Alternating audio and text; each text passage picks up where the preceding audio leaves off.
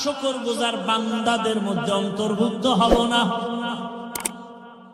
তাহলে নবী নিজেকে বান্দা বললে কি হয়?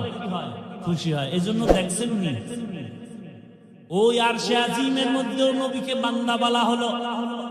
ফাআওহা ইলা আবদিহি মা আওহা।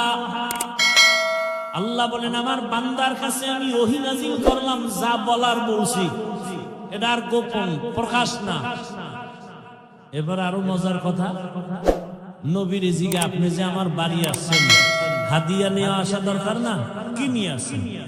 নবী বলেন আত্তাহিয়াতু লিল্লাহ ওয়াসসালাওয়াতু ওয়াত-তাইয়্যিবাত। তিনটা নিয়ে এসে হাদিয়া। আল্লাহ কয় আমিও তিনটা দিলাম। আসসালামু আলাইকা আইয়ুহান নবী ওয়া রাহমাতুল্লাহি ওয়া বারাকাতুহু।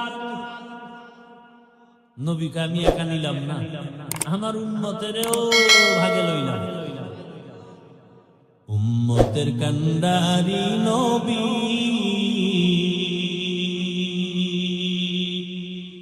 কাঁদছেন উম্মতের লাগি, এখনো কাঁদেন নবীজি শুয়ে মদিনার পানে। নবী বিনে কে তরবে পুরসিরাত মিজানে, নবী বিনে কে তরবে পুরসিরাত মিজানে।